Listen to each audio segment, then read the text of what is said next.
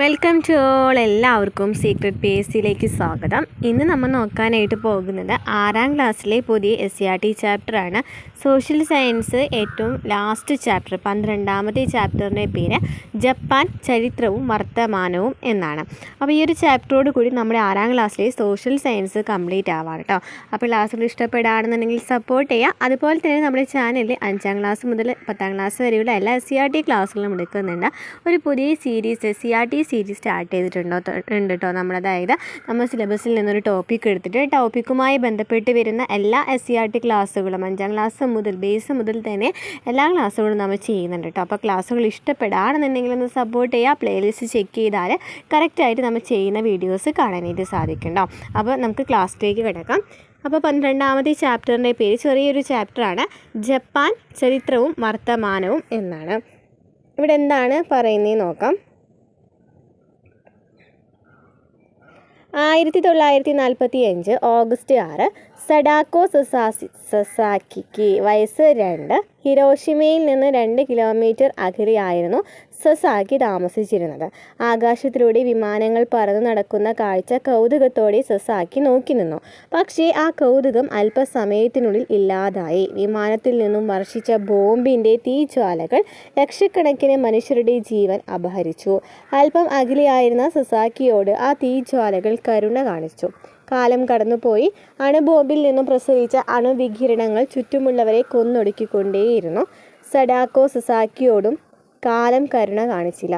രക്താർബുദത്തിൻ്റെ രൂപത്തിൽ സസാക്കിയെയും അണുവികിരണങ്ങൾ ആക്രമിച്ചു.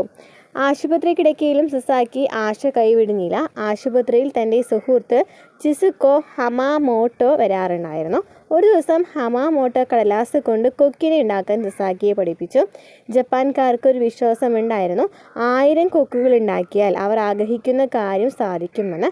അത് സസാക്കി ആവേശം കൊള്ളിച്ചു. 1000 കൊക്കുകൾ ഉണ്ടാക്കും, താൻ രോഗമുക്തിയാകും എന്ന് അവൾ വിശ്വസിച്ചു. കടലാസ് കിട്ടാൻ അന്നത്ര എളുപ്പമായിരുന്നില്ല. മരുന്ന് പൊതിഞ്ഞിരുന്ന കടലാസുകൾക്കായി അവർ അടുത്ത മുറികൾ കയറി ഇറങ്ങി. സ്കൂളിൽ നിന്നും കൂട്ടുകാർ കടലാസുകൾ എത്തിച്ചു കൊടുത്തു. എന്നാൽ വിധി മറ്റൊന്നായിരുന്നു. 1000 കൊക്കുകൾ എന്ന പ്രതീക്ഷ പൂർത്തിയാക്കാൻ രോഗം സസാക്കി അനുവദിച്ചില്ല. 644 കൊക്കുകൾ മാത്രം പൂർത്തിയാക്കി. 1955 ഒക്ടോബർ 25 സസാക്കി ഈ ലോകത്തോട് വിട പറഞ്ഞു. പ്രിയ സുഹൃത്ത് ചിസുക്കോ ഹമാമോട്ടോ നിറകണ്ണുകളോടെ സസാക്കിക്ക് വേണ്ടി 1000 കൊക്കുകൾ പൂർത്തിയാക്കി. ആ പ്രിയപ്പെട്ട കൊക്കുകൾക്കൊപ്പമാണ് സസാക്കിയെ അടക്കം ചെയ്തത്. പ്രത്യാശയുടെ പ്രതീകമായി ഇന്നും പ്രത്യാശയുടെ പ്രതീകമായി എത്തുന്ന കടലാസ് കൊക്കുകൾക്ക് സഡാക്കോ സസാക്കിയുടെ വേദനയുണ്ട്, പ്രതീക്ഷയുണ്ട്, അതിനൊപ്പം സമാധാനത്തിന് വേണ്ടിയുള്ള പുഞ്ചിരിയുമുണ്ട്. ലോക ജനതയെ ഞെട്ടിച്ച സംഭവമാണ് 1945 ഓഗസ്റ്റ് 6 ജപ്പാനിലെ ഹിരോഷിമയിലും ഓഗസ്റ്റ് 9 നാഗസാക്കിയിലും അമേരിക്ക അണുബോംബ് വർഷിച്ചത്. ഇതിൻ്റെ പ്രത്യാഘാതങ്ങൾ ഇന്നും ജപ്പാൻ ജനത അനുഭവിച്ചു വരുന്നു. ബോംബാക്രമണത്തിൽ നിശേഷം തകർന്നടഞ്ഞ ജപ്പാൻ അതിവേഗം ഉയർത്തെണീറ്റ് ഇന്ന് ലോകത്തെ വികസിത രാജ്യങ്ങളിലൊന്നായി തല ഉയർത്തി നിൽക്കുന്നു. അപ്പോൾ ജപ്പാനിൽ എന്താണ്, ഹിരോഷിമയും നാഗസാക്കിയിലെ ബോംബാക്രമണമൊക്കെ പഠിച്ചിട്ടുണ്ടായിരിക്കും. നമ്മളിപ്പോൾ ചെറുതിലേ തന്നെ കേട്ടിട്ടുള്ള കാര്യങ്ങളാണ് അല്ലേ. എന്താ പറയുന്നത്, 1945 ഓഗസ്റ്റ് 6 ജപ്പാനിലെ ഹിരോഷിമയിലും ഓഗസ്റ്റ് 9 നാഗസാക്കിയിലും ആര് അണുബോംബ് വർഷിച്ചത്? അമേരിക്ക അണുബോംബ് വർഷിച്ചത് അല്ലേ. പക്ഷേ ഇപ്പോൾ നല്ല വികസിത രാജ്യമായിട്ട് ജപ്പാൻ മാറിയിട്ടുണ്ട് െന്നും പറയുന്നുണ്ട്. ജപ്പാന്റെ ചരിത്രമറിയാൻ നിങ്ങൾക്കും താല്പര്യമില്ലേ? നമുക്കൊന്ന് നോക്കാം. കിഴക്കൻ ഏഷ്യയിലെ പസഫിക് തീരത്തുള്ള ഒരു ദ്വീപ സമൂഹമാണ് ജപ്പാൻ. കിഴക്കൻ ഏഷ്യയിലെ പസഫിക് തീരത്തുള്ള ഒരു ദ്വീപ സമൂഹമാണ് എന്ന് പറയുന്നത് ജപ്പാൻ എന്ന് പറയുന്നത്. 1000കണക്കിന് ദ്വീപുകളാണ് ജപ്പാനിലുള്ളത്. 1000കണക്കിന് ദ്വീപുകൾ ജപ്പാനിലുണ്ട്. ജപ്പാനിലെ പ്രധാനപ്പെട്ട ദ്വീപുകൾ ഏതൊക്കെയാണ്?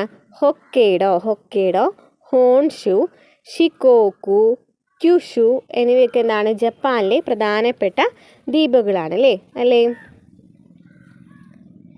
ഈ 4 പ്രധാന ദ്വീപുകളിലായാണ് ജപ്പാൻ ജനതയിൽ ഭൂരിഭാഗവും അധിവസിക്കുന്നത്. വിശാലമായ കടൽ തീരങ്ങൾ, ഉയർന്ന മലനിരകൾ, പർവ്വതങ്ങൾ എന്നിവ ജപ്പാന്റെ ഭൂപ്രകൃതിയുടെ സവിശേഷതകളാണ്. നിരന്തരം ഭൂകമ്പങ്ങളും അഗ്നിപർവ്വത സ്ഫോടനങ്ങളും അഭിമുഖീകരിക്കുന്ന രാജ്യമാണ് ജപ്പാൻ. അവിടുത്തെ നദികൾ പൊതുവെ കുത്തനെ ഒഴുകുന്നതും വേഗത കൂടിയതുമാണ്. ജപ്പാനിലെ ഏറ്റവും നീളം കൂടിയ നദിയാണ് ഷിനാനോ. അപ്പോൾ ജപ്പാനെ കുറിച്ചാണ് അവിടെ പറയുന്നത് അല്ലേ. ജപ്പാൻ എന്താ പറയുന്നത്, കടൽ തീരങ്ങളുണ്ട്, അതുപോലെ തന്നെ എന്താണ് മലനിരകളും പർവ്വതങ്ങളും ഒക്കെ ഉണ്ട്. അതുപോലെ തന്നെ ഭൂകമ്പങ്ങളും അഗ്നിപർവ്വത സ്ഫോടനങ്ങളൊക്കെ നിരവധി ജപ്പാനിൽ നടക്കുന്നുണ്ട്. ഇവിടുത്തെ നദികൾ എങ്ങനെയാണ്, കുത്തിനെ ഒഴുകുന്നതും വേഗത കൂടിയതുമാണ്. ഏറ്റവും നീളം കൂടിയ നദി ഏതാണ്, ഷിനാനോ ആണ് അല്ലേ. ഷിനാനോ ആണ്. നോക്കി, ഷിനാനോ നദി നമുക്ക് തന്നിട്ടുണ്ട്. ജപ്പാനിലെ അഗ്നിപർവ്വതവും കാണിച്ചിട്ടുണ്ട് അല്ലേ. ഇനി ജപ്പാൻ്റെ ചരിത്രം. ജപ്പാൻ്റെ അയൽരാജ്യങ്ങളായ ചൈനയും കൊറിയയും പ്രാചീന കാലം മുതൽ അവിടുത്തെ സംസ്കാരത്തിൽ സ്വാധീനം ചെലുത്തിയിരുന്നു. അപ്പോൾ ജപ്പാൻ്റെ അയൽരാജ്യങ്ങളാണ് ഏതൊക്കെ, ചൈനയും കൊറിയ എന്നൊക്കെ പറയുന്നത് അല്ലേ. ചൈനീസ് എഴുത്ത് സമ്പ്രദായം ലഭിച്ചിട്ടുണ്ട്. അതുപോലെ തന്നെ തത്വചിന്തയും സാഹിത്യമൊക്കെ എവിടെ നിന്ന് ലഭിച്ചു എന്ന് പറയുന്നുണ്ട്, കൊറിയയിലൂടെയാണ് ലഭിച്ചതെന്ന് പറയുന്നുണ്ട്. അവിടുത്തെ മതം ഏതായിരുന്നു, ബുദ്ധമതമാണെന്നും പറയുന്നുണ്ട്. ഇനി സാഹിത്യം നോക്കുകയാണെങ്കിൽ ജപ്പാൻ്റെ പരമ്പരാഗത ചിത്രം വിവരിക്കുന്ന കൃതിയാണ് CE 8-ാം നൂറ്റാണ്ടിൽ എഴുതപ്പെട്ട കൊജിക്കി. കൊജിക്കി എന്ന് പറയുന്നത് ജപ്പാൻ്റെ പരമ്പരാഗത ചരിത്രം വിവരിക്കുന്ന കൃതിയാണ്. ജപ്പാനീസ് ബുദ്ധ പ്രതിമ നമുക്കിവിടെ കാണിച്ചിട്ടുണ്ട് കേട്ടോ. ഇത് എഴുതിയിരിക്കുന്നത് ചരിത്രവും ഇതിഹാസവും ഇടകലർത്തിയ രീതിയിലാണ്. CE 10-ാം നൂറ്റാണ്ടോടെ ചൈനീസ് സാംസ്കാരിക സ്വാധീനത്തിൽ നിന്ന് സ്വതന്ത്രമാകാനുള്ള ശ്രമങ്ങൾ ജപ്പാൻ ആരംഭിച്ചു. അപ്പോൾ ജപ്പാനിൽ ചൈനീസ് സംസ്കാരമാണ് ഉണ്ടായിരുന്നതെന്ന് മനസ്സിലായി. അങ്ങനെ കുറച്ച് നാളുകൾക്ക് ശേഷം 10-ാം നൂറ്റാണ്ടോട് കൂടിയിട്ട് ഈ ചൈനീസ് സംസ്കാരങ്ങൾ അതിൽ നിന്നും ഒഴിവാക്കുന്നതിനായിട്ട് ആര് നോക്കുകയാണ്, ജപ്പാൻ ശ്രമിക്കുകയാണ് അല്ലേ. ഇത് തനതായൊരു സംസ്കാരം രൂപപ്പെടുത്താൻ ജപ്പാനെ സഹായിച്ചു. അങ്ങനെ ചൈനീസ് എഴുത്തുരീതിയെ ലഘൂകരിച്ചുകൊണ്ട് ജപ്പാനീസ് ഭാഷയ്ക്ക് ഒരു പുതിയ ലിപി അവർ രൂപപ്പെടുത്തി. അപ്പോൾ ചൈനീസ് സംസ്കാരമാണ് അവർ പിന്തുടർന്നിട്ടുണ്ടായിരുന്നത്. പിന്നീട് അവർക്ക് തോന്നാണ് സ്വന്തമായി രാജ്യത്തിന് വേണ്ടി ഒരു എന്ത് വേണമെന്ന്, സംസ്കാരം വേണമെന്നും അതുപോലെ തന്നെ എഴുത്തുരീതി വേണമെന്നൊക്കെ അവർ വിചാരിക്കുകയാണ് അല്ലേ. അങ്ങനെ അവരെന്ത് ചെയ്യാണ്, ഒരു ജപ്പാനീസ് ഭാഷയ്ക്ക് ഒരു പുതിയ ലിപി രൂപപ്പെടുത്താണ്. കഥകളും കവിതകളുമായി നിരവധി സാഹിത്യകൃതികൾ ജപ്പാനീസ് ഭാഷയിൽ എഴുതപ്പെട്ടു. കൊട്ടാരം എഴുത്തുകാരിയായിരുന്ന മുറസാക്കി ഷിക്കിബു എഴുതിയ ജെൻജിയുടെ കഥ ഇവയിലേറെ പ്രസിദ്ധമാണ്. അങ്ങനെ ആരാണ് എഴുതിയിട്ടുള്ളത്, ജെൻജിയുടെ കഥ ആരാണ് എഴുതിയിട്ടുള്ളത്, ഷിക്കിബു എഴുതിയിട്ടുള്ളത് പ്രസിദ്ധമായിട്ടുള്ളൊരു സാഹിത്യമാണെന്നും പറയുന്നുണ്ട്. അപ്പോൾ എങ്ങനെയാണ് സാഹിത്യത്തിലേക്ക് എത്തിയെന്ന് പറയുന്നുണ്ട് അല്ലേ, എഴുത്തുകളിലേക്ക് എത്തിയത് എങ്ങനെയെന്ന് പറയുന്നുണ്ട്. ചൈനീസ് സംസ്കാരമാണ് അവർ പിന്തുടർന്നിട്ടുണ്ടായിരുന്നത്. പിന്നീട് ജപ്പാനീസ് ഭാഷ, അത് ശരിക്കും പറഞ്ഞാൽ ചൈനയുടെ ലാംഗ്വേജ് അല്ലേ, ചൈനയുടെ ലിപിയിൽ നിന്ന് ചെറിയൊരു വ്യത്യാസം വളർത്തിയിട്ടാണ് ഈ ജാപ്പനീസ് ഭാഷ എന്നും പറയുന്നു. ഇനി എന്താണ് ഷിൻഡോയിസം എന്ന് പറയുന്നത്, ജപ്പാനിലെ പരമ്പരാഗത മതവിശ്വാസമാണ് ഷിൻഡോയിസം. ദൈവത്തിൻ്റെ പാത എന്നാണ് ഷിൻഡോ എന്ന വാക്കിനർത്ഥം. ആരാധനാമൂർത്തികളെ പൊതുവെ കാമി എന്നാണ് വിളിച്ചിരുന്നത്. സൂര്യദേവതയായ അമദരേസു ആയിരുന്നു ഇതിൽ പ്രധാനം. അപ്പോൾ എന്താ പറയുന്നത്, ഷിൻഡോയിസം എന്ന് വെച്ചാൽ ജപ്പാനിലെ ഒരു പരമ്പരാഗത മതവിശ്വാസമാണ്. ദൈവത്തിൻ്റെ പാത എന്നാണ് ഷിൻഡോ എന്ന് പറയുന്ന വാക്കിന് അർത്ഥം. ആരാധനാമൂർത്തികളെ പൊതുവെ എന്താണ് വിളിച്ചിരുന്നത്, കാമി എന്നാണ് വിളിച്ചിരുന്നത്. സൂര്യദേവതയായ അമദരേസു ആയിരുന്നു ഇതിൽ പ്രധാനം. സൂര്യദേവതയുടെ പിൻഗാമിയാണ് ചക്രവർത്തിമാരെ കരുതി പോന്നിരുന്നത്. ഷിൻഡോയിസത്തിൻ്റെ തലവന്മാരായിരുന്നു ഈ ചക്രവർത്തിമാർ. ഇനി ഭക്ഷണം, ഇവരുടെ ഭക്ഷണം എന്താണ്, ജപ്പാനീസ് ഭക്ഷണം കണ്ടിട്ടുണ്ടോ, സുഷിയിലെ സുഷി നോക്കി ഈ പിക്ചറിൽ കാണിക്കുന്നുണ്ട്. പ്രാചീന കാലം മുതൽ തന്നെ അരിയായിരുന്നു ജപ്പാൻകാരുടെ പ്രധാനപ്പെട്ട ഭക്ഷണം. ആദ്യം മുതലേ തന്നെ എന്താണ്, അരിയാണ് അവിടുത്തെ പ്രധാനപ്പെട്ട ഭക്ഷണം. വേവിച്ച് കഴിച്ചിരുന്ന ഈ ഭക്ഷണത്തെ എന്താണ് വിളിച്ചിരുന്നത്, ഗൊഹൻ എന്നാണ് വിളിച്ചിരുന്നത്. ചെറുധാന്യങ്ങളും അതായത് മില്ലറ്റ്സ് ഒക്കെ ഉണ്ടല്ലോ അവർ ഉപയോഗിച്ചിട്ടുണ്ടായിരുന്നു. പോഷകാഹാരം എന്ന നിലയ്ക്ക് മത്സ്യം ഭക്ഷണത്തിൻ്റെ ഭാഗമായിരുന്നു. അസംസ്കൃത മത്സ്യവിഭവമായ സുഷി ഇന്ന് ലോകമെമ്പാടും അറിയപ്പെടുന്ന ജനപ്രിയ ജാപ്പനീസ് വിഭവമാണ്. ചൈനീസ് സ്വാധീനത്തിൻ്റെ ഫലമായി നൂഡിൽസും അവരുടെ ഭക്ഷണത്തിൻ്റെ ഭാഗമായി. അപ്പോൾ ഇവർ എന്താണ്, വേവിച്ച ഭക്ഷണങ്ങൾ തന്നെയാണ് ഉപയോഗിച്ചിരുന്നത്. അരിയാണ് കൂടുതലായിട്ട് ഉപയോഗിച്ചിട്ടുണ്ടായിരുന്നത്. മില്ലറ്റ്സ് ഒക്കെ ഉപയോഗിച്ചിട്ടുണ്ടായിരുന്നു അല്ലേ, ചെറുധാന്യങ്ങളൊക്കെ ഉപയോഗിച്ചിട്ടുണ്ടായിരുന്നു. അതുപോലെ തന്നെ മത്സ്യം ഉപയോഗിച്ചിട്ടുണ്ടായിരുന്നു. അതുപോലെ തന്നെ ഒരു അസംസ്കൃത മത്സ്യവിഭവമായിട്ടുള്ള സുഷി എന്ന് പറയുന്നത് എല്ലാവർക്കും ജപ്പാനീസ് എന്ന് പറയുമ്പോൾ തന്നെ അവിടുത്തെ പ്രധാനപ്പെട്ട ഫേമസ് ഫുഡ് എന്ന് പറയുന്നത് എന്താണ്, സുഷിയാണ് അല്ലേ. അതുപോലെ തന്നെ ഇവിടെ ചൈനീസ് സംസ്കാരം നിലനിന്നിരുന്ന കാരണം തന്നെ നൂഡിൽസൊക്കെ അവർ ഉപയോഗിക്കുന്നുണ്ട് എന്നും പറയുന്നുണ്ട്. ഇനി ജപ്പാനീസ് വസ്ത്രം എങ്ങനെയാണ്, ജപ്പാനിലെ പരമ്പരാഗത വസ്ത്രമാണ് എന്ന് പറയുന്നത് കിമോണോ എന്ന് പറയുന്നത്. നോക്കി കണ്ടോ, കിമോണോ വസ്ത്രം കണ്ടോ. രാജ്യസദസ്സുകളിലാണ് ഇത് പ്രധാനമായും ഉപയോഗിച്ചിരുന്നത്. സ്ത്രീകളും പുരുഷന്മാരും കിമോണോ എന്ന വസ്ത്രം ഉപയോഗിക്കുന്നു. ചൈനക്കാർക്കിടയിൽ പ്രചാരത്തിലുണ്ടായിരുന്ന നീളൻ വസ്ത്രങ്ങൾക്ക് സമാനമായിരുന്നു ഈ വസ്ത്രം എന്ന് പറയുന്നത്. ഇനി ഷോഗൺ ഭരണം എന്താണെന്ന് നോക്കാം. കാലങ്ങളായി ചക്രവർത്തിമാരാണ് ജപ്പാൻ ഭരിച്ചിരുന്നത്. ചക്രവർത്തിമാരാണ് ആദ്യം തന്നെ ജപ്പാൻ ഭരിച്ചിട്ടുണ്ടായിരുന്നത്. എന്നാൽ 12ാം നൂറ്റാണ്ടോടെ രാജ്യത്തിൻ്റെ ഭരണം ചക്രവർത്തിമാരിൽ നിന്ന് ഷോഗന്മാർ എന്നറിയപ്പെട്ടിരുന്ന സൈനിക മേധാവികളുടെ കൈകളിൽ എത്തിച്ചേർന്നു. അങ്ങനെ 12ാം നൂറ്റാണ്ടോടെ രാജ്യത്തിൻ്റെ ഭരണം ചക്രവർത്തികളിൽ നിന്നും എവിടേക്കെത്താണ്? ഷോഗന്മാർ എന്നറിയപ്പെട്ടിരുന്ന സൈനിക മേധാവികളുടെ കയ്യിലായിരുന്നു. അവിടുത്തെ സൈനിക മേധാവികളുടെ കയ്യിലായിരുന്നു ഈ ഭരണം പിന്നീട് ലഭിച്ചിട്ടുണ്ടായിരുന്നത്. ഈ സൈനിക മേധാവികൾ എന്താണ് അറിയപ്പെട്ടിരുന്നത്? ഷോഗന്മാർ എന്നാണ് അറിയപ്പെട്ടിരുന്നത്. നാമമാത്ര ഭരണാധികാരിയായിത്തീർന്ന ചക്രവർത്തിയുടെ പേരിൽ ഷോഗന്മാർ ഭരണം നടത്തി. അപ്പോൾ ഭരണാധികാരികൾ എന്തായി മാറി? നാമമാത്രമായില്ലേ? നാമമാത്ര ഭരണാധികാരിയായിട്ട് മാറി ചക്രവർത്തിമാരെന്ന് പറയുന്നത്. ഓക്കെ, ഭരണാധികാരികൾ എന്ന് വെച്ചാൽ അവിടുത്തെ ആരായിരുന്നു? ചക്രവർത്തിമാരാണ്. പക്ഷേ സൈനിക മേധാവികളായിട്ടുള്ള ഷോഗന്മാരിലേക്കും ഈ രാജ്യത്തിൻ്റെ ഭരണം പതുക്കെ എത്തുന്നുണ്ടായിരുന്നു അല്ലേ? അപ്പോൾ എന്ത് സംഭവിക്കുകയാണ്? ചക്രവർത്തിമാർ അവിടെ നാമമാത്രം അധികാരമായിട്ട് മാറായിരുന്നു. അതായത് അവർക്ക് ഒരു എന്താ പറയുക, ഒരു വാല്യൂ ഉണ്ടായിരുന്നില്ല എന്നർത്ഥം. ഈ ഭരണത്തിന് കീഴിൽ ജപ്പാനെ 250-ലധികം പ്രാദേശിക മേഖലകളാക്കി വിഭജിച്ചു. അതായത് ഷോഗന്മാർ ഭരണം നടത്തിയിട്ടുണ്ടായിരുന്നല്ലോ. ഷോഗന്മാർ എന്ത് ചെയ്തു? 250-ലധികം പ്രാദേശിക മേഖലകളാക്കി വിഭജിക്കുകയാണ്. അവയുടെ നിയന്ത്രണം ആർക്കായിരുന്നു? ഡെയ്മിയോ എന്ന് വിളിക്കപ്പെടുന്ന പ്രഭുക്കളുടെ ഭരണത്തിന് കീഴിലാക്കി. ഓക്കെ, അപ്പോൾ അവിടെ എന്ത് സംഭവിക്കുകയാണ്? പ്രാദേശിക മേഖലകളാക്കി തിരിക്കുകയാണല്ലേ 250ഓളം. അങ്ങനെ ഇവയുടെ നിയന്ത്രണം എവിടെയാണ്? ഡെയ്മിയോ എന്ന് പറയുന്ന പ്രഭുക്കളുടെ ഭരണത്തിന് കീഴിലായി. ഭരണത്തിൽ സ്വാധീനമുണ്ടായിരുന്ന യോദ്ധാക്കളുടെ വിഭാഗമായിരുന്നു സമുറായികൾ. ഭരണത്തിൽ സ്വാധീനമുണ്ടായിരുന്ന യോദ്ധാക്കളുടെ വിഭാഗം ഏതാണ്?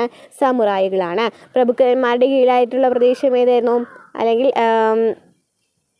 പ്രഭുക്കളുടെ ഭരണത്തിന് കീഴിലാക്കി എന്ന് പറയുന്നുണ്ട് അല്ലേ? 250ഓളം ഈ പ്രദേശങ്ങൾ, അതായത് 250 മേഖലകളാക്കി തിരിച്ചല്ലോ. ഇവയുടെ നിയന്ത്രണമാർക്കായിരുന്നു? പ്രഭുക്കന്മാർക്കായിരുന്നു എന്ന് പറയുന്നുണ്ട്. അതുപോലെ തന്നെ അവിടുത്തെ യോദ്ധാക്കളുടെ വിഭാഗം എന്ന് പറയുന്നത് അറിയപ്പെട്ടിരുന്നത് സമുറായികൾ എന്നാണ് അറിയപ്പെട്ടിരുന്നത്. ഇവർ ഷോഗന്മാരെയും ഡെയ്മിമാരെയും സേവിച്ചിരുന്നു. 19ാം നൂറ്റാണ്ടിൽ നടന്ന മെയ്ജി പുനഃസ്ഥാപനം ഷോഗൻ ഭരണം ജപ്പാനിൽ അവസാനിക്കുന്നതിന് കാരണമായി. അങ്ങനെ ഷോഗൻ ഭരണം അവസാനിക്കുന്നതിന് കാരണമായിട്ടുള്ള എന്താണെന്ന് ചോദിക്കുകയാണെങ്കിൽ ഇതാണ് മെയ്ജി പുനഃസ്ഥാപനമാണ്. ഓക്കെ, ക്ലിയർ ആയല്ലോ? അപ്പോൾ എന്താ നമ്മളിവിടെ പറഞ്ഞത്? ഷോഗൻ ഭരണം അല്ലേ? ചക്രവർത്തിമാരാണ് ജപ്പാൻ ഭരിച്ചിട്ടുണ്ടായിരുന്നത്. അങ്ങനെ ഈ ഭരണം ആരിലേക്ക് എത്താണ്? അവിടുത്തെ സൈനിക മേധാവികളിലേക്ക് എത്താണ് അല്ലേ? സൈനിക മേധാവികൾ എന്നാണ് അറിയപ്പെട്ടിരുന്നത്? ഷോഗന്മാർ എന്നാണ് അറിയപ്പെട്ടിരുന്നത്. അങ്ങനെ എന്ത് സംഭവിക്കുകയാണ്? 250 പ്രാദേശിക മേഖലകളാക്കി തിരിക്കുകയാണ്. ഇവയുടെ നിയന്ത്രണം ആർക്കാണ് കൊടുത്തിട്ടുണ്ടായിരുന്നത്? ഡെയ്മിയോ എന്ന് വിളിക്കപ്പെടുന്ന പ്രഭുക്കന്മാർക്കാണ് കൊടുത്തിട്ടുണ്ടായിരുന്നത്. അതുപോലെ തന്നെ പിന്നെന്താ പറഞ്ഞല്ലോ? അതുപോലെ തന്നെ എന്താണ് പറഞ്ഞത് ഇവിടെ? യോദ്ധാക്കളുടെ വിഭാഗം എന്തായിരുന്നു? സമുറായികൾ എന്നാണ് അറിയപ്പെട്ടിരുന്നത്. അങ്ങനെ മെയ്ജി പുനഃസ്ഥാപനം എന്ന് പറയുന്നതോടുകൂടി ഷോഗൻ ഭരണം അവസാനിക്കുകയാണ്. അപ്പോൾ നമ്മൾ മെയ്ജി പുനഃസ്ഥാപനം എന്താണെന്ന് പറഞ്ഞു വരുന്നുണ്ട് കേട്ടോ. എന്താണ് ഡെയ്മിയോകൾ? നമ്മൾ പറഞ്ഞല്ലോ ഡെയ്മിയോകൾ ഉണ്ടെന്ന് പറഞ്ഞു അല്ലേ? ഡെയ്മിയോകൾ വെച്ചെന്നാണ് പ്രഭുക്കന്മാരെയാണ് പറഞ്ഞിരുന്നത് അല്ലേ? ജപ്പാനിലെ ഫ്യൂഡൽ പ്രഭുക്കന്മാരാണ് ഡെയ്മിയോകൾ എന്ന് പറയുന്നത്. 12ാം നൂറ്റാണ്ട് മുതൽ 19ാം നൂറ്റാണ്ട് വരെ ജപ്പാനിലെ പ്രവിശ്യകളെ നിയന്ത്രിച്ചിരുന്ന ആരാണ്? ഡെയ്മിയോകളാണ്. അവിടുത്തെ പ്രഭുക്കന്മാരെയാണ് ഡെയ്മിയോകൾ എന്നറിയപ്പെടുന്നത്. ഇനി നമ്മൾ പറഞ്ഞു മെയ്ജി പുനഃസ്ഥാപനത്തോടു കൂടിയാണ് പ്രഭുക്കന്മാർ ഈ ചക്രവർത്തിമാർ എന്നാണ് ഷോഗന്മാരുടെ ഭരണം അവസാനിക്കുന്നതെന്ന് പറഞ്ഞു അല്ലേ?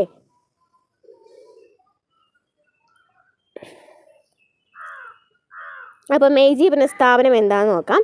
വിദേശികളുടെ ആധിപത്യത്തിൽ നിന്നും രക്ഷപ്പെട്ട ഏഷ്യൻ രാജ്യമായിരുന്നു ജപ്പാൻ. പല രാജ്യങ്ങളും ജപ്പാനുമായി വ്യാപാര ബന്ധം സ്ഥാപിക്കുന്നതിന് ശ്രമിച്ചു. അമേരിക്കക്കാരനായ കമ്മോഡോർ മാത്യു പെറി 1853 ജപ്പാനിലെത്തുകയും അവരുമായി വ്യാപാരാനുമതി സാധ്യമാക്കുകയും ചെയ്തു. മാത്യു പെറിയുടെ ആഗമനം ജപ്പാൻ്റെ രാഷ്ട്രീയ ചരിത്രത്തെ മാറ്റിമറിച്ചു. അപ്പോൾ എന്താ പറയുന്നത്? ആദ്യമൊക്കെ വിദേശികളെ ആധിപത്യത്തിലായിരുന്നു ജപ്പാൻ എന്ന് പറയുന്നത്. പിന്നീട് എന്ത് സംഭവിക്കുകയാണ്? അതിൽ നിന്നൊക്കെ മോചനം ലഭിക്കുകയാണ് അല്ലേ? അങ്ങനെ പല രാജ്യങ്ങളുമായിട്ടും ജപ്പാന് വ്യാപാരബന്ധം സ്ഥാപിക്കാനായിട്ട് ശ്രമിച്ചിട്ടുണ്ടായിരുന്നു. അങ്ങനെ അമേരിക്കക്കാരനായിട്ടുള്ള കമ്മോഡോർ മാത്യു പെറി എങ്ങോട്ട് എത്താണ്? ജപ്പാനിലേക്ക് എത്താണ്. 1853 എത്തുന്നത്. അങ്ങനെ എന്ത് ചെയ്യാണ്? ഈ കമ്മോഡോർ വന്നതിന് ശേഷമാണ് അല്ലേ? മാത്യു പെറി വന്നതിന് ശേഷമാണ് വ്യാപാരാനുമതി അവിടെ സാധ്യമാകുന്നത്.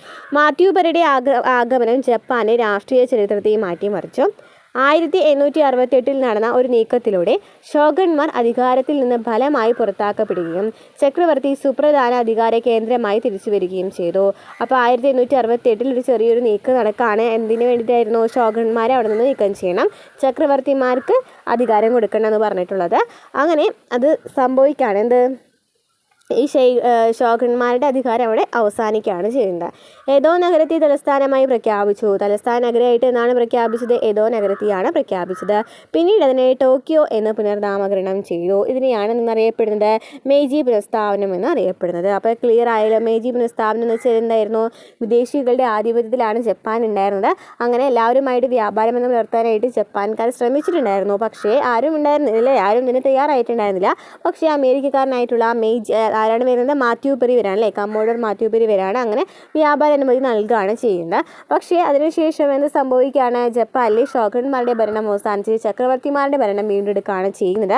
അതുപോലെ തന്നെ ഏത് നഗരത്തെയാണ് തലസ്ഥാനമായിട്ട് പ്രഖ്യാപിച്ചത്? ഏതോ അല്ലേ? ഏതോ നഗരത്തെയാണ് തലസ്ഥാനമായിട്ട് പ്രഖ്യാപിച്ചത്. ഏതോനെ ഇപ്പോൾ അറിയപ്പെടുന്നതാണ് ടോക്കിയോ എന്നാണ് അറിയപ്പെടുന്നത്. ഇതിനെ എന്ന് അറിയപ്പെടുന്നു? മെയ്ജി പുനഃസ്ഥാപനം എന്ന് അറിയപ്പെടുന്നു. ഇനി ഭരണത്തിലുണ്ടായ മാറ്റം. ഫിക്കോക്കു ക്യോഹി സമ്പന്നമായ രാജ്യം ശക്തമായ സൈന്യം എന്ന ആശയത്തിന് ഊന്നൽ നൽകിക്കൊണ്ടുള്ള പുതിയ നയത്തിന് മെയ്ജി ഗവൺമെൻറ് തുടക്കം കുറിച്ചു. രാജ്യത്തെ ശക്തിപ്പെടുത്താനായി മെയ്ജി ഗവൺമെൻറ് പുതിയ ഭരണ സമ്പ്രദായം നടപ്പിലാക്കി. സൈന്യത്തെയും ഉദ്യോഗസ്ഥരെയും ചക്രവർത്തിയുടെ നേരിട്ടുള്ള നിയന്ത്രണത്തിന് കീഴിലാക്കി. 20 വയസ്സ് തികഞ്ഞ എല്ലാ യുവാക്കൾക്കും നിശ്ചിത കാലയളവ് സൈനിക സേവനം നിർബന്ധമാക്കി. അപ്പോഴെന്ത് സംഭവിക്കുകയാണ്? ചക്രവർത്തിമാരുടെ ഭരണം വരാണ്. അങ്ങനെ ഉദ്യോഗസ്ഥരുടെയും സൈന്യത്തെയും ഒക്കെ ചക്രവർത്തിയുടെ നേരിട്ടുള്ള നിയന്ത്രണത്തിന് കീഴിലാക്കി ചെയ്യുന്നത് അല്ലേ? അങ്ങനെ അതുപോലെ തന്നെ 20 വയസ്സ് തികഞ്ഞ എല്ലാ യുവാക്കൾക്കും ഇത് നൽകാണ് സൈനിക സേവനം നിർബന്ധമാക്കുകയാണ് ചെയ്യുന്നത്. ഇനി അവിടുത്തെ ജപ്പാന്റെ വിദ്യാഭ്യാസ സമ്പ്രദായം എന്താണെന്ന് നോക്കാം. 1870-കളിൽ ജപ്പാൻ പുതിയ വിദ്യാഭ്യാസ സമ്പ്രദായത്തിന് തുടക്കം കുറിച്ചു. വിദ്യാഭ്യാസ സമ്പ്രദായത്തിൽ കൊണ്ടുവന്ന മാറ്റങ്ങൾ എന്തൊക്കെയാണ്? ആൺകുട്ടികൾക്കും പെൺകുട്ടികൾക്കും വിദ്യാഭ്യാസം നിർബന്ധമാക്കി. പാശ്ചാത്യ മാതൃകകൾ അടിസ്ഥാനമാക്കിയുള്ള പാഠ്യപദ്ധതി രൂപപ്പെടുത്തി. രാജ്യത്തോടുള്ള കൂറിനും ജാപ്പനീസ് ചരിത്രത്തെക്കുറിച്ചുള്ള പഠനത്തിനും ഊന്നൽ നൽകി. കുട്ടികൾ മാതാപിതാക്കളെ ബഹുമാനിക്കുന്നതിനും രാജ്യത്തോട് വിശ്വസ്തരായിരിക്കുന്നതിനും പാഠപുസ്തകങ്ങൾ പ്രാധാന്യം നൽകി. അപ്പോൾ ഇവിടെ വിദ്യാഭ്യാസ സമ്പ്രദായത്തിലായ മാറ്റങ്ങൾ എന്തൊക്കെയാണ്? ആൺകുട്ടികൾക്കും പെൺകുട്ടികൾക്കും വിദ്യാഭ്യാസം നിർബന്ധമാക്കി. നമ്മൾ പറഞ്ഞില്ലേ, സൈനിക സേവനം നിർബന്ധമാക്കി. അതുപോലെ തന്നെ വിദ്യാഭ്യാസം നിർബന്ധമാക്കി. പാശ്ചാത്യ മാതൃകകൾ അടിസ്ഥാനമാക്കിയുള്ള പാഠ്യപദ്ധതി രൂപപ്പെടുത്തി. ജപ്പാനെ കുറിച്ചിട്ടുള്ള എല്ലാ കാര്യങ്ങളും പഠിക്കാനായിട്ട് അവർക്ക് കൊടുത്തു അല്ലേ? അതുപോലെ തന്നെ കുട്ടികൾ മാതാപിതാക്കളെ ബഹുമാനിക്കണമെന്ന് പറഞ്ഞിട്ടും അതുപോലെ തന്നെ രാജ്യത്തോട് വിശ്വസ്തനായിരിക്കണം എന്നും ഈ പാഠപുസ്തകങ്ങളിലൂടെ കുട്ടികൾക്ക് പ്രാധാന്യം നൽകുകയാണ് ചെയ്തത് അല്ലേ? ഈ സാമ്പത്തിക പുരോഗതി എന്താണ്? മെയ്ജി പരിഷ്കാരങ്ങളിലെ മറ്റൊരു പ്രധാന ഘടകം സമ്പദ് വ്യവസ്ഥയുടെ ആധുനികവൽക്കരണമാണ്. സാമ്പത്തിക പുരോഗതിക്ക് ഇടയാക്കിയ ഘടകങ്ങൾ എന്തൊക്കെയാണെന്ന് നോക്കാം. 1870-72 ടോക്കിയോയ്ക്കും യോക്കോഹാമ തുറമുഖത്തിനും ഇടയിൽ ജപ്പാനിലെ ആദ്യത്തെ റെയിൽവേ പാത നിർമ്മിച്ചു. ജപ്പാനിലെ ആദ്യത്തെ റെയിൽവേ പാത ഏതിനിടയിലാണ്? ടോക്കിയോയ്ക്കും യോക്കോഹാമ തുറമുഖത്തിനും ഇടയിലാണ്. 1870-72 സമയത്താണ് റെയിൽവേ പാത ആദ്യമായിട്ട് നിർമ്മിക്കുന്നത്. തുണി നെയ്തു യന്ത്രങ്ങൾ യൂറോപ്പിൽ നിന്ന് ഇറക്കുമതി ചെയ്തു. തൊഴിലാളികളെ പരിശീലിപ്പിക്കുന്നതിന് വിദേശ സാങ്കേതിക വിദഗ്ധരെ നിയോഗിച്ചു. ജപ്പാനിലെ വിദ്യാർത്ഥികളെ വിദേശത്തേക്ക് അയച്ച് പഠിപ്പിച്ചു. അവിടെ സാമ്പത്തിക പുരോഗതി ഉണ്ടാക്കുന്നതിനായിട്ട് എന്തൊക്കെ കാര്യങ്ങളാണ് ചെയ്തത്? 1870-72 സമയത്ത് ടോക്കിയോയ്ക്കും യോക്കോഹാമ തുറമുഖത്തിനും ഇടയിൽ എന്ത് സംഭവിക്കുകയാണ്? റെയിൽവേ പാത നിർമ്മിക്കുകയാണ് അല്ലേ? തുണി നെയ്ത്ത് യന്ത്രങ്ങൾ എവിടെ നിന്നാണ് ഇറക്കുന്നത്? യൂറോപ്പിൽ നിന്നും ഇറക്കുമതി ചെയ്തു.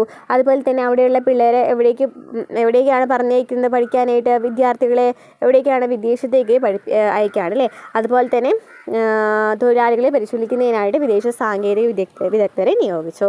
ആധുനികവൽക്കരണത്തിൻ്റെ ഭാഗമായി നിരവധി വ്യവസായങ്ങൾ ജപ്പാനിൽ ആരംഭിച്ചു. 5 പേരിൽ താഴെ മാത്രം പണിയെടുത്തിരുന്ന ചെറു തൊഴിൽശാലകൾ മുതൽ 100 കണക്കിന് തൊഴിലാളികളെ പണിയെടുപ്പിച്ചിരുന്ന വൻ വ്യവസായശാലകൾ വരെ ജപ്പാനിൽ സ്ഥാപിക്കപ്പെട്ടു. അങ്ങനെ ഒരു ആധുനിക രാഷ്ട്രം രൂപീകരിക്കുന്നതിൽ ജപ്പാൻ വിജയിച്ചു. അപ്പോൾ അവിടെ എന്താണ് പറയുന്നത്? തൊഴിലാളികളെ പണിയെടുപ്പിച്ചിട്ടുണ്ടായിരുന്നു എന്ന് പറയുന്നു വ്യവസായശാലകളിലെ. പക്ഷേ അപ്പോൾ ഇവിടെ വ്യവസായശാലകൾ വരാണ്. ഇവിടെ എന്ന് വെച്ചാൽ 5 തൊഴിലാളികൾ മാത്രമുള്ള സ്ഥാപനങ്ങളും ഉണ്ടായിരുന്നു. അതുപോലെ തന്നെ 100ഓളം തൊഴിലാളികൾ ഉണ്ടായിരുന്ന വ്യവസായശാലകളും ഉണ്ടായിരുന്നു. അങ്ങനെ ജപ്പാൻ്റെ ജപ്പാൻ ഈ വ്യവസായശാലകളിലൊക്കെ മുന്നിട്ട് വരികയാണ് ചെയ്യുന്നത് അല്ലേ? ജപ്പാൻ്റെ സാമ്രാജ്യ രൂപീകരണ ശ്രമങ്ങൾ. മെയ്ജി പുനഃസ്ഥാപനത്തോടെ രാഷ്ട്ര കേന്ദ്രീകൃതമായ ദേശീയത ജപ്പാനിൽ ഉയർന്നു വന്നു. തങ്ങളുടെ സാമ്രാജ്യം ചൈനയിലേക്ക് യൂറോപ്പിലേക്കും മറ്റ് ഏഷ്യൻ പ്രദേശങ്ങളിലേക്കും വ്യാപിപ്പിക്കാൻ വേണ്ടി ജപ്പാൻ യുദ്ധങ്ങളിൽ ഏർപ്പെട്ടു.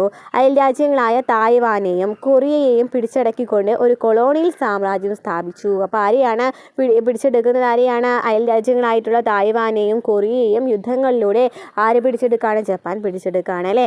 തങ്ങളുടെ സംസ്കാരത്തിനെയും ആദർശങ്ങളുടെയും ഉറവിടമായ ചൈനയെയും യൂറോപ്യൻ ശക്തിയായ റഷ്യയെയും ചെറു രാജ്യമായ ജപ്പാൻ പരാജയപ്പെടുത്തി. ഓക്കെ, അപ്പോൾ തങ്ങളുടെ സംസ്കാരത്തിന് ആദർശങ്ങളൊക്കെ ഉറവിടം ഏതായിരുന്നു? ചൈനയായിരുന്നു എന്ന് പറഞ്ഞില്ലേ, ചൈനീസ് സംസ്കാരമാണെന്ന് പറഞ്ഞില്ലേ. അതുപോലെ തന്നെ യൂറോപ്യൻ ശക്തിയായ റഷ്യയെയും ചെറു രാജ്യമായി ജപ്പാൻ പരാജയപ്പെടുത്തി. സാമ്രാജ്യ രൂപീകരണത്തിനായുള്ള അവരുടെ തുടർന്നുള്ള ശ്രമങ്ങൾ കൂടുതൽ യുദ്ധങ്ങളിലേക്ക് നയിക്കുകയാണ്. അപ്പോൾ ലോക യുദ്ധങ്ങൾ എന്ന് വെച്ചാൽ എന്താണ്? 20-ാം നൂറ്റാണ്ടിൽ മനുഷ്യ ചരിത്രത്തിൽ വലിയ ഭീകരതയും മാറ്റങ്ങളും ഉണ്ടാക്കിയ 2 യുദ്ധങ്ങളാണ് 1-ാം ലോകയുദ്ധവും 2-ാം ലോകയുദ്ധവും അല്ലേ. 1-ാം ലോകയുദ്ധം എന്നാണ് നടക്കുന്നത്? 1914 മുതൽ 18 വരെയാണ് 1-ാം ലോകയുദ്ധം നടക്കുന്നത്. 2-ാം ലോകയുദ്ധം 1939 മുതൽ 45 വരെയാണ്. 2-ാം ലോകയുദ്ധത്തിലാണ് അണുബോംബ് ആദ്യമായിട്ട് ഉപയോഗിച്ചത്. 2-ാം ലോക യുദ്ധത്തിലാണ്.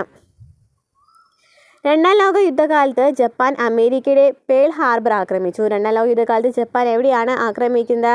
അമേരിക്കയുടെ പേൾ ഹാർബർ ആക്രമിക്കുകയാണ്. അമേരിക്ക ജപ്പാനിലെ ഹിരോഷിമയിലും നാഗസാക്കിയിലും അണുബോംബുകൾ വർഷിക്കുന്നതിന് ഇത് കാരണമായി. അണുബോംബിൻ്റെ പ്രയോഗം ജപ്പാനിൽ അതിഭീകരമായ നാശനഷ്ടങ്ങളും കഷ്ടപ്പാടുകളും സൃഷ്ടിച്ചു. യുദ്ധാനന്തരം അമേരിക്കൻ അധിനിവേശത്തോടെ ജപ്പാന്റെ സൈന്യത്തെ പിരിച്ചുവിടുകയും ഒരു പുതിയ ഭരണഘടന നിലവിൽ വരികയും ചെയ്തു. 2-ാം ലോക യുദ്ധത്തിൽ തകർന്നു വീണ ജപ്പാൻ അതിവേഗത്തിൽ പുരോഗതിയുടെ പാതയിലേക്ക് തിരിച്ചു വന്നു. ഈ പുനർനിർമ്മാണം യുദ്ധാനന്തര വിസ്മയം എന്ന് വിശേഷിപ്പിക്കപ്പെട്ടു. തലസ്ഥാനമായിട്ടുള്ളത് ഏതായിരുന്നു? ടോക്കിയോ അല്ലായിരുന്നത്. 1964 ഒളിമ്പിക്സ് സംഘടിപ്പിച്ച് ജപ്പാന്റെ മടങ്ങി വരവിൻ്റെ പ്രഖ്യാപനമായിരുന്നു.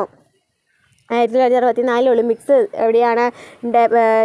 ജപ്പാനിലെ ടോക്കിയോ എന്ന് പറയുന്ന സ്ഥലത്താണ് അല്ലേ പ്രഖ്യാപിച്ചിട്ടുള്ളത്. അതുപോലെ തന്നെ വ്യവസായ മേഖലയും വാണിജ്യ മേഖലയും അതിവേഗം വളർന്നു. ഇതേ കാലയളവിൽ തുടക്കം കുറിച്ച മണിക്കൂറിൽ 200 മൈൽ വേഗതയിൽ വരെ ഓടുന്ന ബുള്ളറ്റ് ട്രെയിൻ ശൃംഖല ജപ്പാന്റെ സാങ്കേതിക വൈദഗ്ധ്യത്തിന് തെളിവായിരുന്നു. ജപ്പാൻ നഗരം കാണിച്ചിട്ടുണ്ട്. 1970കളോടെ ജപ്പാൻ ലോകത്തെ ഒരു പ്രധാന സാമ്പത്തിക ശക്തിയായി ഉയർന്നു വന്നു. രാഷ്ട്രീയവും സാങ്കേതികവുമായ കഴിവുകൾ പ്രയോജനപ്പെടുത്തി എങ്ങനെ ലോക സാമ്പത്തിക ശക്തികളിലൊന്നായി മാറാം എന്നതിന് നേർക്കാഴ്ച കൂടിയാണ് ജപ്പാൻ എന്ന് പറയുന്നത്. ഓക്കെ, അപ്പോൾ ഇത്രയാണ് ഒരു ചാപ്റ്ററിൽ പറയുന്നത്. ജപ്പാനെ കുറിച്ച് ബേസിക് ആയിട്ടുള്ള കുറച്ച് കാര്യങ്ങളാണ് അല്ലേ. അവിടുത്തെ സാഹിത്യം, വിദ്യാഭ്യാസം, വസ്ത്രം, അതുപോലെ തന്നെ വ്യവസായശാലകൾ എങ്ങനെയാണ് വന്നതെന്നും അതൊക്കെയാണ് ഇവിടെ ബേസിക് ആയിട്ടുള്ള കാര്യങ്ങൾ മാത്രം. ഇത്രയും പഠിച്ചു വെച്ചാൽ മതി ജപ്പാനെ കുറിച്ചിട്ട്. ഓക്കെ, അപ്പോൾ നമുക്കിത് ഒരു SCERT ചാപ്റ്ററായി കാണുന്നതിന് PSC പഠിക്കുന്നവർക്ക് അറിയാം. ഇപ്പോൾ SCERT ഒക്കെ നന്നായിട്ട് ക്ലാസ് ചോദിക്കുന്നുണ്ട്. അപ്പോൾ നമ്മൾ ക്വസ്റ്റ്യൻ പേപ്പറിൽ കാണുമ്പോൾ ഈ ജപ്പാൻ എന്ന് പറയുന്നത് ഔട്ട് ഓഫ് സിലബസ് ആണെന്നൊക്കെ ചോദ്യം വരാം. പക്ഷേ എന്താണ് 6ാം ക്ലാസ്സിൽ SCERTയിൽ കറക്റ്റായിട്ട് ഡീറ്റെയിൽ ആയിട്ട് ജപ്പാനെ കുറിച്ച് പറയുന്നുണ്ട്. അപ്പോൾ ബേസിക് ആയിട്ടുള്ള കുറച്ച് കാര്യങ്ങളൊക്കെ പഠിച്ചു വെക്കാം കേട്ടോ. അപ്പോൾ ക്ലാസ്സുകൾ ഇഷ്ടപ്പെടാണെന്ന് നിങ്ങൾ സപ്പോർട്ട് ചെയ്യുക. അടുത്ത ക്ലാസ്സുമായി വീണ്ടും കാണാം. ഇതോടുകൂടി നമ്മുടെ 6ാം ക്ലാസ്സിൽ സോഷ്യൽ സയൻസ് കംപ്ലീറ്റ് ആയിട്ടോ.